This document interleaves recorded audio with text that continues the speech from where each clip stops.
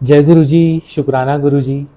My name is Amarjeet Nanda and I am here to present to you Autobiography of a Yogi. We are going to continue our journey in chapter number 9 and chapter number 10, which is basically the Blissful Devotee and his cosmic romance. And of course, we are also going to cover I Meet My Master, Sri Yukteshwar. So, having said that, I'd like to reinitiate our divine journey, which is related to one of Guruji's recommended book, which is of course you can see it's Autobiography of a Yogi, and it's written by Paramahansa Yogananda, one of the great spiritual leaders who is not just admired in the East but also in the West. And having said that, I'd like to say that let's begin this journey once again on chapter number 9. But before that, I'd like to also mention that as Guruji used to say, that keep your mind, your heart pure, and that is the way that you become close to him. And so basically, it's not the outwardly wealth or outwardly glitter that actually matters in the end. It's actually the inward treasure or wealth that you can accumulate, and that is what will keep our Guruji smiling the way he's smiling to us through these swarups right now. And he is with us, and he is not around us, he is with us, he is inside us. So let us begin this divine journey by saying Om Namah Shivaya, Shivji Sada Sahai, Om Namah Shivaya, Guruji Sada Sahai. So Shukrana Guruji for this opportunity. And I'd like to begin this journey with chapter number 9, as we discussed, the blissful devotee and his cosmic romance. Little sir, please be seated. I am talking to my divine mother. Silently I had entered the room in great awe. The angelic appearance of Master Mahasaya fairly dazzled me.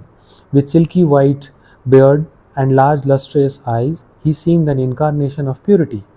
His upraised chin and folded hands apprised me that my first visit had disturbed him in the midst of his devotions. His simple words of greeting produced the most violent effect my nature had so far experienced. The bitter separation of my mother's death I had thought the measure of all anguish. Now an agony at separation from my divine mother was an indescribable torture of the spirit. I felt moaning to the floor.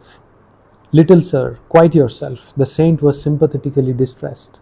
Abandoned in some oceanic desolation, I clutched his feet as the sole raft of my rescue. Holy sir, thy intercession. Ask Divine Mother if I had find any favor in her sight. This promise is one not easily bestowed. The master was constrained to silence.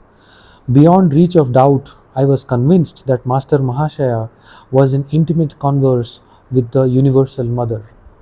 It was deep humiliation to realize that my eyes were blind to her, who even at this moment were perceptible to the faultless gaze of the saint. Shamelessly gripping his feet, deaf to his gentleman remonstrances, I besought him again and again for his intervening grace. I will make your plea to the beloved. The master's capitulation came with a slow, compassionate smile. What power in these words that my being should know, release from its stormy exile? Sir, remember your pledge. I shall return soon for her message. Joyful anticipation rang in my voice that only a moment ago had been sobbing in sorrow. Descending the long stairway, I was overwhelmed by memories. This house at 50 Amrest Street, now the residence of Master Mahasaya, had once been my family home, scene of my mother's death. Here, my human heart had broken for the vanished mother, and here today, my spirit had been as though crucified by absence of the Divine Mother. Hallowed walls, silent witness of my grievous hurts and final healing. As we had seen earlier and discussed that Yogananda had lost his mom earlier, and that is these memories are coming back to him. My steps were eager as I returned to my Gurpur home. Seeking the seclusion of my small attic, I remained in meditation until 10 o'clock. The darkness of the warm Indian night was suddenly lit with a wondrous vision. Hallowed in splendor, the Divine Mother stood before me. Her face tenderly smiling was beauty itself. Always have I loved thee, ever shall I love thee. The celestial tones still ringing in the air, she disappeared. The sun on the following morning had hardly risen to an angle of decorum when I paid my second visit to Master Mahasaya. Climbing the staircase in the house of poignant memories, I reached his fourth floor room.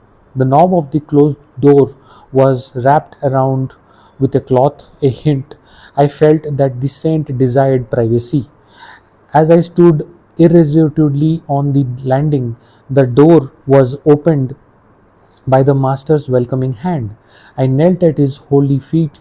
In a playful mood, I wore a solemn mask over my face, hiding the divine elation. Sir, I have come very early, I confess, for your message. Did the beloved mother say anything about me? Mischievous little sir. Uh, Not another remark would he make. Apparently, he assumed gravity was unimpressive. Why so mysterious, so evasive? Do saints never speak plainly? Perhaps I was little provoked. Must you test me? His calm voice were full of understanding. Could I add a single word this morning to the assurance you received last night at 10 o'clock from the beautiful mother herself? Master Mahasaya possessed control over the floodgates of my soul. Again I plunged prostrate at his feet, but this time my tears welled from a bliss and not a pain or past bearing. Think you that your devotion did not touch the infinite mercy, the motherhood of God, and you have worshipped in forms both human and divine, could never fail to answer your forsaken cry. So here are two pictures of two brothers of Therese and Newman, whom we are going to read about it in the future.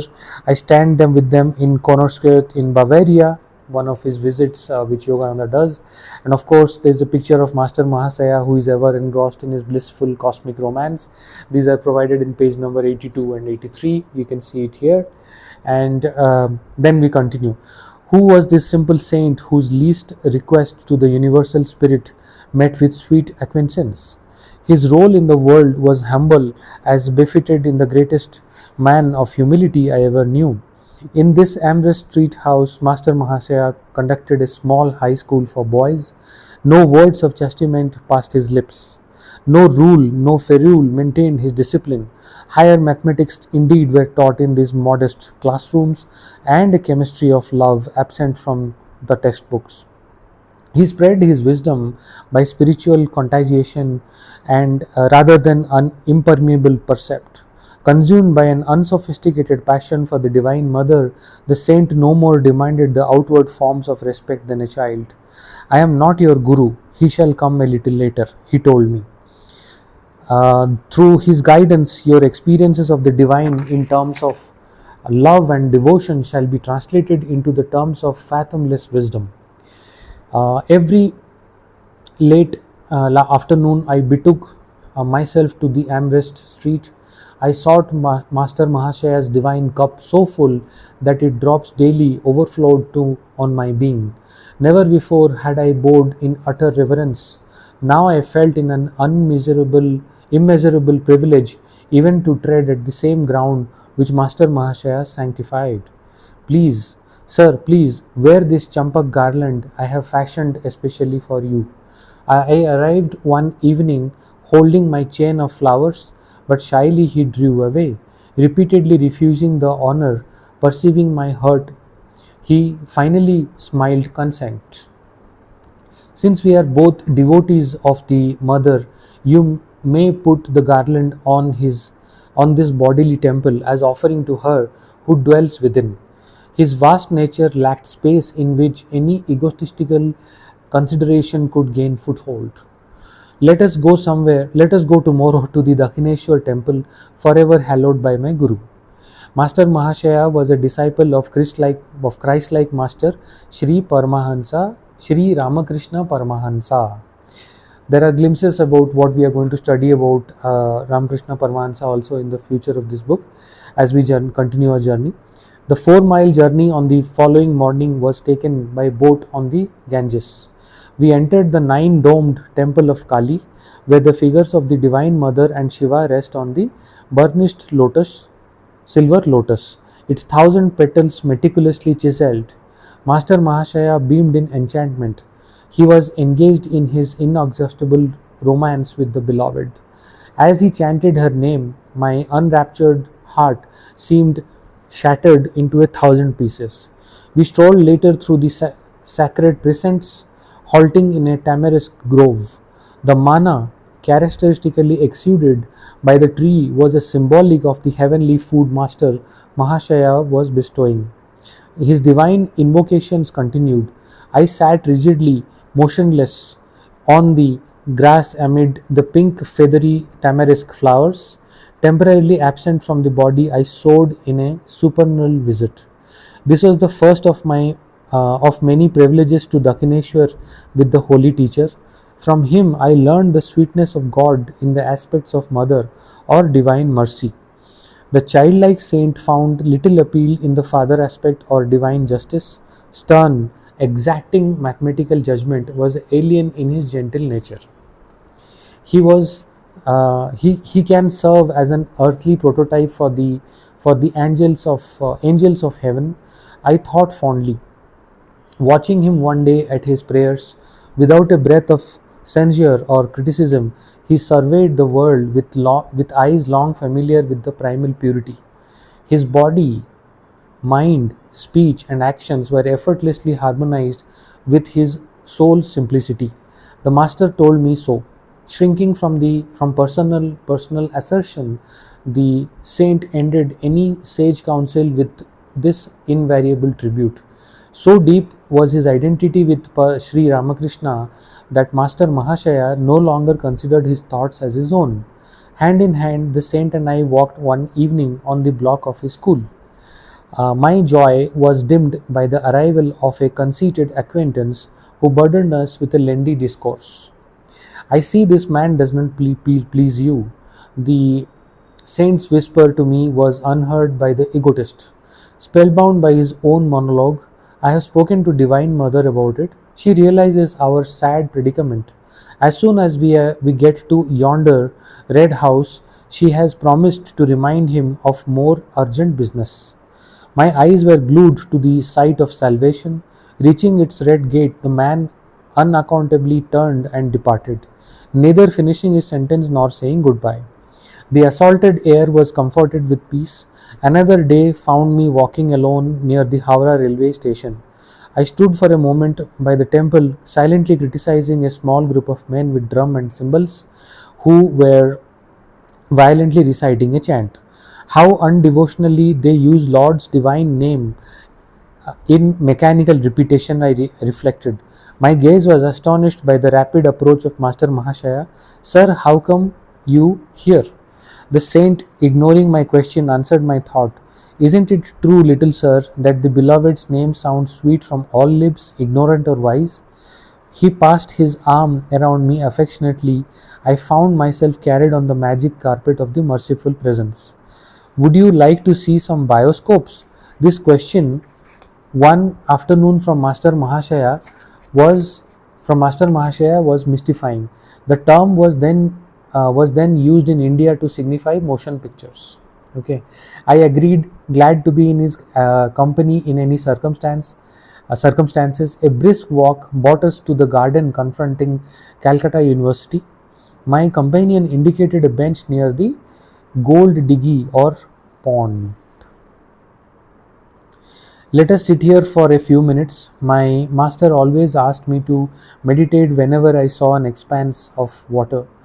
Here, its placidity reminds us that the vast calmness of God. As all things can be reflected in water, so the whole universe is mirrored in the lake of the cosmic mind. So my Gurudeva often said. Soon we entered a university hall where a lecture was in progress. It proved abysmally dull, through varied occasionally by lantern slide illustrations equally uninteresting. So this was the kind of bioscope the master wanted me to see. My thought was impatient, yet I was not hurt the saint by revealing the boredom in my face. But he leaned forward toward me confidentially. I see, little sir, that you don't like this bioscope. I have mentioned this to Divine Mother. She is in full sympathy with us both. She tells me that the electric lights will now go out and won't be relit until we have a chance to leave the room. As the whisper ended, the hall was plunged into darkness. The professor's strident voice was stilled in astonishment, then remarked, "The electrical system of this hall appears to be defective." Um, by this time, Master Mahasaya and I were safely across the threshold. Glancing back to the corridor, I saw that the scene of our martyrdom had again become illuminated.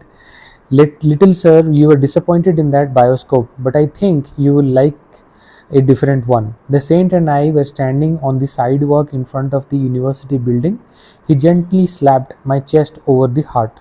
A transforming silence ensued, as the modern talkies became inaudible motion pictures when the sound apparatus goes out of order, so the divine hand, by some strange miracle, stifled the earthly bustle. The pedestrians, as well as the passing trolley cars, automobiles, bullock carts, and iron wheeled hackney carriages, were all in noiseless transit. As though possessing an omnipresent eye, I beheld the scenes were behind me and to the side easily as those in front. The whole spectacle of activity in that small section of Calcutta passed before me without a sound, like a glow of fire dimly seen beneath a thin coat of ashes. A mellow luminescence permeated the panoramic view.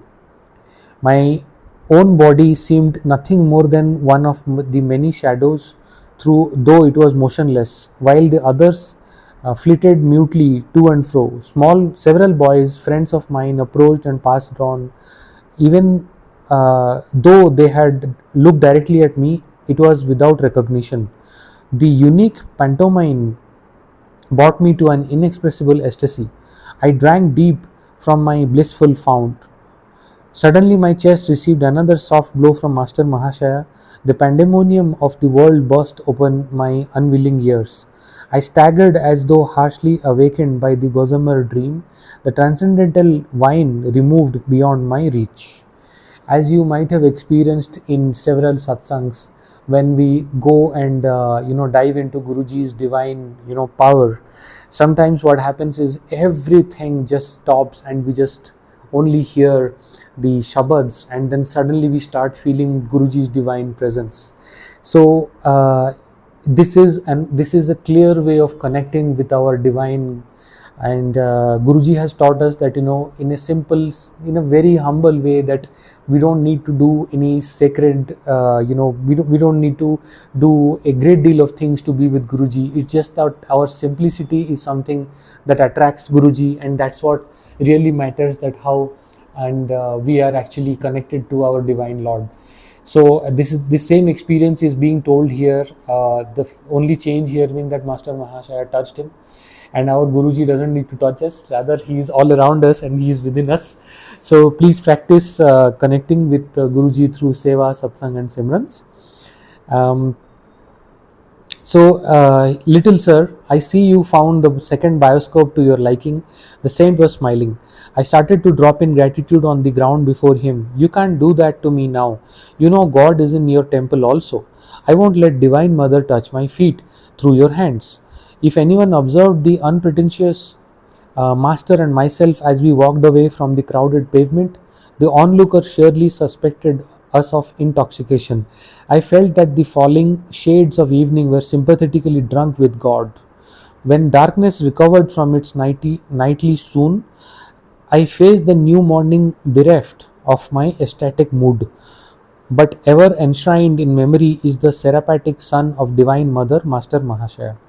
Trying with poor words to do justice to his benignity, I wonder if Master Mahasaya and others among the deep visioned saints whose path crossed mine knew that years later in a western land I would be writing about their lives in divine as divine devotees. Their foreknowledge would not surprise me or not. I hope my readers who have come thus far with me. So this ends the chapter, which is chapter number 9. It reads that the blissful devotee and his cosmic romance.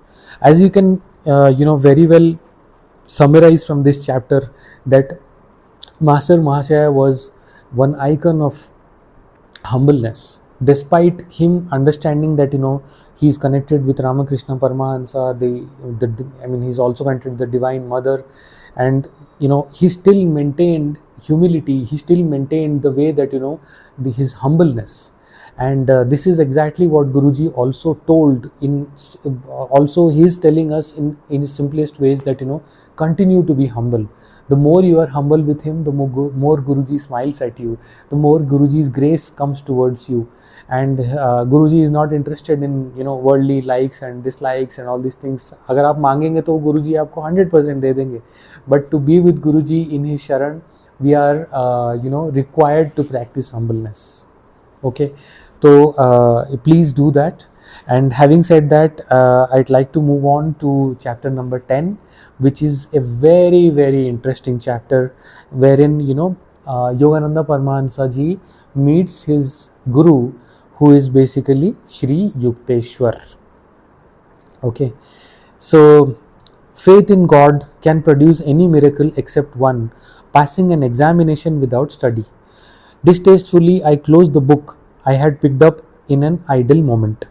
The writer's exception shows his lack of faith. I thought, poor chap, he has great respect for the midnight oil. My promise to father had been that I would complete my high school studies. I cannot pretend to diligence. The passing months found me less frequently in the classroom than in secluded spots along the Calcutta bathing ghats. The adjoining crematory grounds, especially gruesome at night, are considered highly attractive by the yogi. He who would find the deathless essence must not be dismayed by a few unadorned skulls. Human inadequacy becomes clear in the gloomy abode of miscellaneous bones. My midnight vigils were thus of a different nature from the scholars. The week of final examinations at the Hindu high school were fast approaching. The interrogatory period, like the sepulchral haunts, inspires a well-known terror. My mind was nevertheless at peace. Braving the goals, I was exhuming a knowledge not found in lecture halls. But it lacked the art of Swami Paramananda, who easily appeared in two places at one time. This we had studied in the previous book, The Saint with Two Bodies. My educational dilemma was plainly a matter for the infinite ingenuity. This was my reasoning, though to many it seemed illogic. The devotee's irrationality springs from 1,000 inexplicable demonstrations of God's instancy in trouble. Hello Mukunda, I catch hardly a glimpse of you these days. A classmate accosted me to one afternoon on Gurupur Road. Hello Nantu. My invisibility at school has actually placed me there in a decidedly awkward position. I unburdened myself under his friendly gaze. Nantu, who was a brilliant student, laughed heartily. My predicament was not without a cosmic aspect. You are utterly unprepared for the finals. I suppose it is up to me to help you. The simple words conveyed divine promise to my ears. With alacrity, I visited my friend's home. He kindly outlined the solutions to various problems he considered likely to be set by the instructors. The questions are the bait which will catch many trusting boys in the examination trap. Remember my answers and you will escape without injury. The night was far gone when I departed.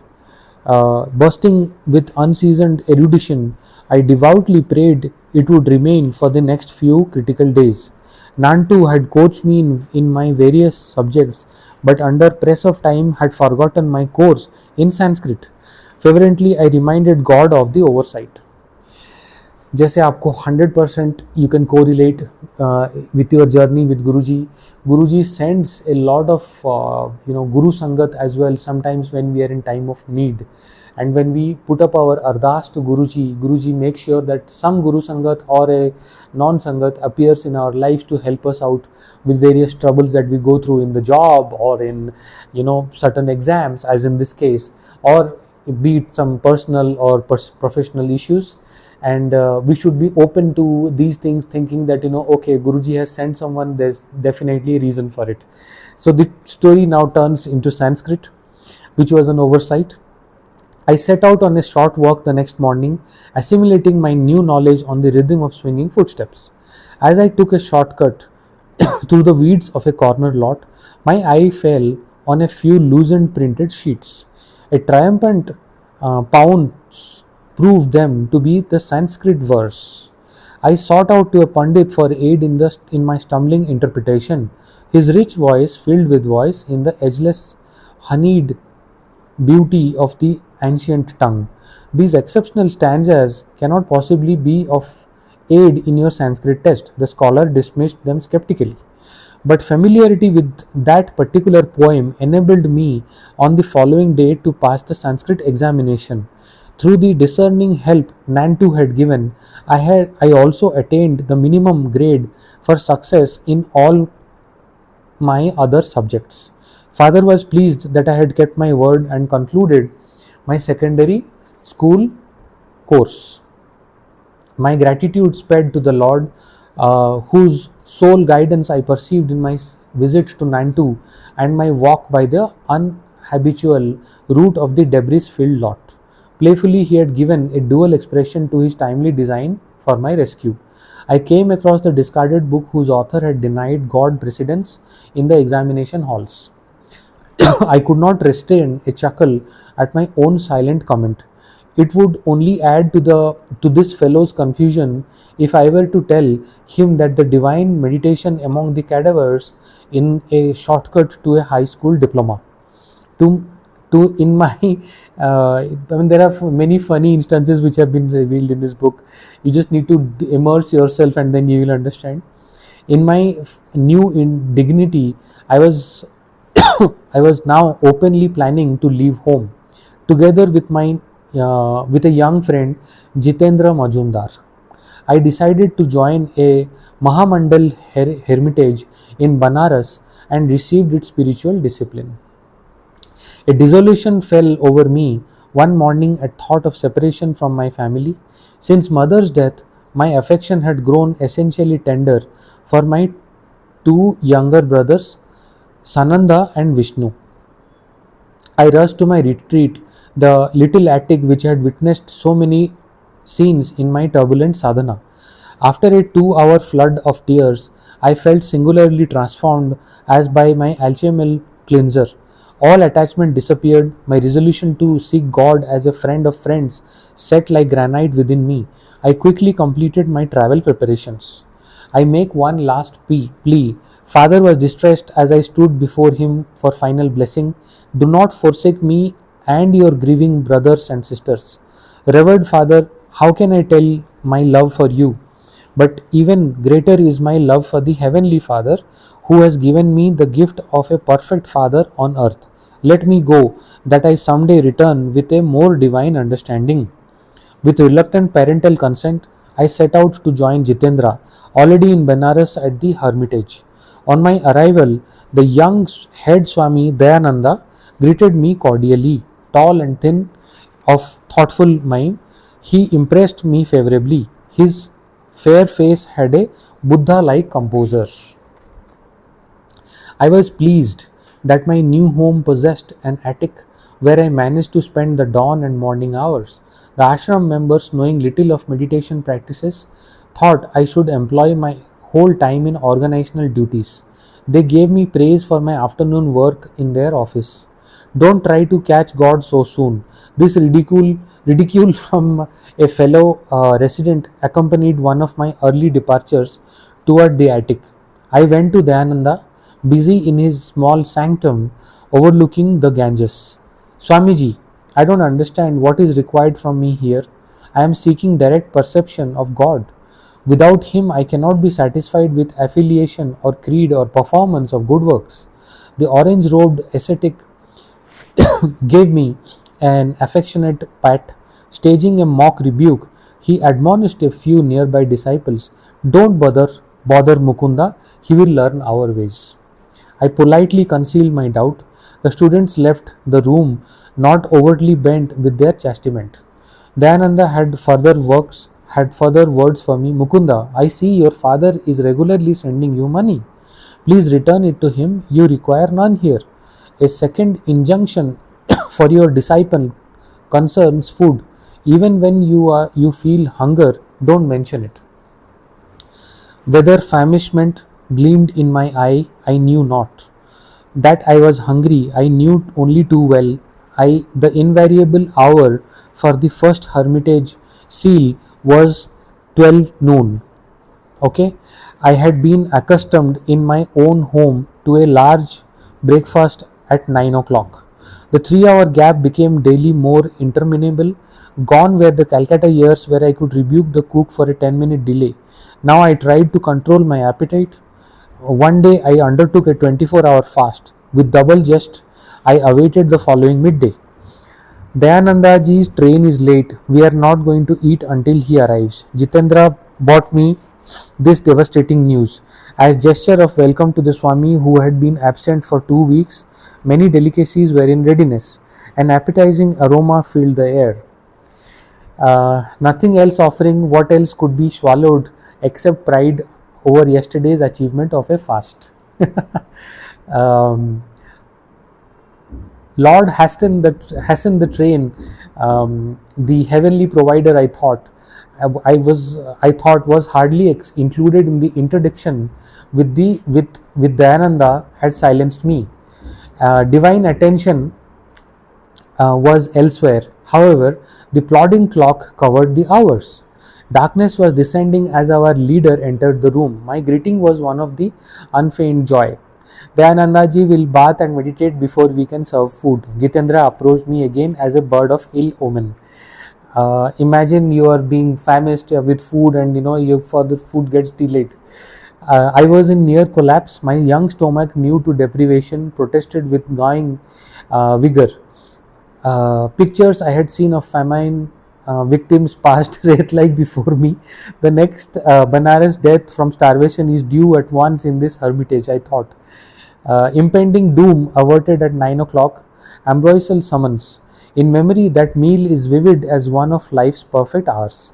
Intense absorption yet permitted me to observe that Dayananda ate absent-mindedly. He was apparently above my gross displeasures. "Swamiji, weren't you hungry?" Happily surfeited, I alone with the leader in his study. "Oh yes, I have spent the last 4 days without food or drink. I never eat on trains filled with the heterogeneous vibrations of worldly people. Strictly I observe the sastric rules for monks of my particular order." We will learn about this as well in the coming chapters. Certain problems of our organizational work lie in our mind. Tonight at home I neglected my dinner. What's the hurry? Tomorrow I'll make it a point to have a proper meal. He laughed merrily. Shame spread within me like a suffocation, but the past day of my torture was not easily forgotten. I ventured a further remark. "Swamiji, I am puzzled. Following my instructions, suppose I never ask for food and nobody gives me any. I should starve to death. Die then." This alarming counsel split the air. "Die if you must, Mukunda. Never admit that you live by the power of food and not by the power of God. He who has created every form of nourishment, he who has bestowed appetite, will certainly see that his devotee is sustained. Do not imagine that rice maintains you or that money or men support you. Could they aid if the Lord withdraws your life breath? They are his indirect instruments merely. It is by by any skill of yours that food digests in your stomach. Use the sword of your discrimination, Mukunda. Cut through the chains of agency and perceive the single cause. I found his incisive words entering some deep marrow. Gone was the age-old delusion by which bodily imperatives outwit the soul. There and then I tasted the Spirit's all sufficiency in many in in how many strange cities in my later life of ceaseless travel did occasion arise to prove the survivability of this lesson in a Benaras hermitage. The sole treasure which had accompanied me from Calcutta was the sadhu's silver amulet, bequeathed to me by mother, guarding it for years. I now had it carefully hidden in my ashram room. To renew my joy in the testimony, one morning I opened the locked box, the sealed covering untouched. Lo, the amulet was gone. So, this you had experienced in the previous chapters as well, the silver amulet. My relationship with Dayananda's followers grew steadily worse. The household was alienated, hurt by my determined aloofness, my strict adherence to meditation on the very ideal for which I had left home, and all worldly ambitions called forth shallow criticism on all sides. Torn by spiritual anguish, I entered the attic one dawn, resolved to pray until the answer was vouchsafed.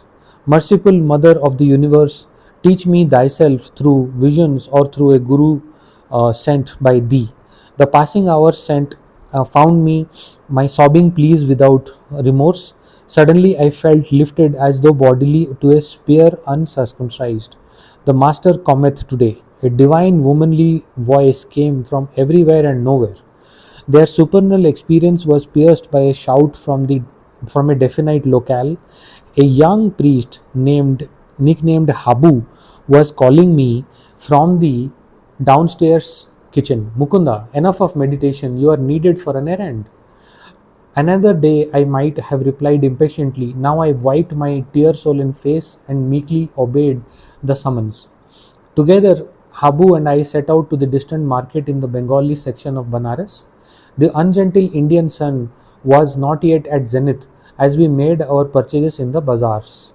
We pushed our way through the colorful medley of housewives, guides, priests, simply clad widows, dignified Brahmins, and the ubiquitous holy bulls. Passing an inconspicuous lane, I turned my head and surveyed the narrow length. A Christ-like man in the austere robes of a Swami stood motionless at the end of the road. Instantly and anciently familiar he seemed. My gaze fed hungrily for a trace. Then doubt assailed me. You are confusing this wandering monk with someone known to you, I thought. Dreamer, walk on. After 10 minutes, I felt heavy numbness in my feet, as though, turned to stone, they were unable to carry me farther. Laboriously, I turned around. My feet regained normalcy. I laced the opposite direction. Again, the curious weight oppressed me. The saint is magnetically drawing me to him.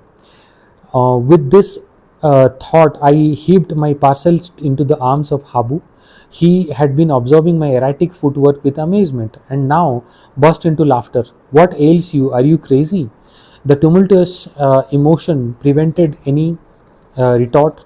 I sped silently away. Retracing my steps as though winged shod, I reached the narrow lane. My quick glance revealed the quiet figure, steadily gazing in my direction. A few eager steps, and I was at his feet. Gurudeva, the divine face was none other than he of my thousand visions. These halcyon eyes in the leonine head with pointed beard and flowing locks had oft peered through gloom of my nocturnal reveries, holding a promise I had not fully understood. O my own, you have come to me. My Guru uttered the words again and again in Bengali, his voice tremulous with joy. How many years I have waited for you. We entered a oneness of silence. Words seemed the rankest superficialities. Sorry. Eloquence flowed in soundless chant from heart of master to disciple.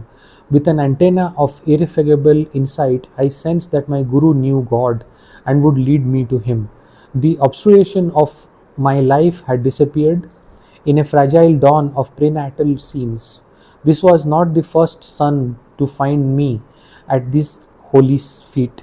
His hand in my hand in his, my guru had led me to the temporary residence in the Rana Mahal uh, section of the city. His athletic figure moved with firm tread, tall, erect, about 5'5". At his time, he was active and vigorous as a young man. His dark eyes were large, beautiful, with plumbless vision. Slightly curly hair softened a face of striking power. Strength mingled subtly with gentleness. As we made our way to the stone balcony of a house overlooking the Ganges, he said affectionately, "I will give you my hermitages and all I possess. Sir, I come for wisdom and God contact. Those are your treasure troves I am after." The swift Indian twilight had dropped in its half curtain before my master spoke again. His eyes felt unfathomable tenderness. "I give you my unconditional love." आप अगर इसको clearly correlate कर पा रहे हैं, your first experiences with Guruji and the way that he so calmly got us to his divine sharan, to his to his world, and made sure that we are felt attuned, we are felt loved, we are felt motivated, we are beckoned to his universal love, wherein he has made sure that we don't feel left out. We are not alone. We are all his children, irrespective of your age. You may be 20, or you may be 52, or you may be let's say 80. It does not matter. Your soul has no age, and Guruji knows your soul from your previous birth, your current birth, and he knows what's going to happen in the future. So basically, the connection that you have with Guruji, the same thing is actually prescribed in this book. It is measured, and it is told in a very simple literary way that how can you describe your guru. जैसे आप अपने free time में गुरुजी को जब describe करते हैं कि मेरे गुरुजी ऐसे हैं, आप गुरुजी को मिरेकल्स के थ्रू तो डिस्क्राइब नहीं करते, आप गुरुजी को एक्सप्लेन करते हैं the way he loves you back. The love that he has for us is divine, it's universal. So the same thing is being mentioned here. Precious words. A quarter century elapsed before I had another auricular proof of his love. His lips were strange to ardor, silence became his oceanic heart. Will you give me the same unconditional love? He gazed at me with childlike trust. I will love you eternally, Gurudeva. Ordinary love is selfish, darkly rooted in desires and satisfactions. Divine love is without condition, without boundary, without change. The flux of the human heart is gone forever at the transfixing touch of pure love. He added numbly. He added humbly, if ever you find me falling from the state of God realization, please promise to put my head on your lap and help to bring me back to the cosmic beloved we both worship. He rose then to the gathering darkness and guided me to an inner room. As we ate mangoes and almond sweetmeats, he unobtrusively wove into his conversation an intimate knowledge of my nature. I was awestruck at the grandeur of his wisdom, exquisitely blended with an innate humility. Do not grieve for your amulet. It has served its purpose. Like a divine mirror, my Guru apparently had caught a reflection of my whole life. As you know, Guruji knows everything. The living reality of your presence, Master, is joy beyond any symbol. It is time for a change, inasmuch as you are unhappily situated in the hermitage. I had made no references to my life. They are now seemed superfluous. By his natural unempathic manner, I had understood that he wished no astonished ejaculations at his clairvoyance. You should go back to Calcutta.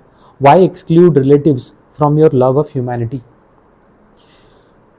As Guruji says that being a normal householder, you can also live a life of sainthood by being close to Guruji, and he has never prescribed that you leave your worldly duties and just go and find God in Himalayas. He has never prescribed that, and I think that's what is also prescribed here. Sri Yukteshwar was like that. I have made no references in this life, they are understood superfluous.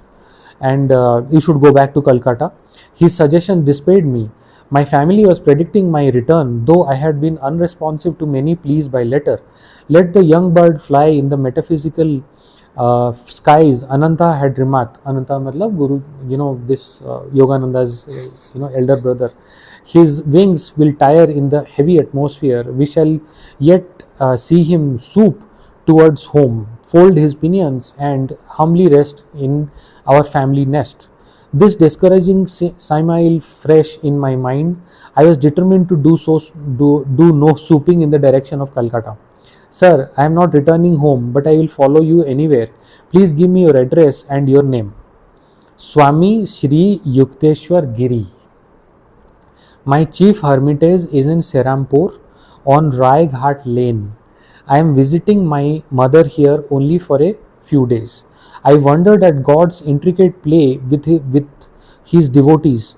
Serampur is but only 12 miles from Calcutta, yet in those regions I had never caught a glimpse of my Guru. We had to travel for our meeting to the ancient city of Kasi or Benaras, hallowed by memories of Lahiri Mahasaya. Here too the feet of Buddha, Shankaracharya and other yogi Christ had blessed the soil.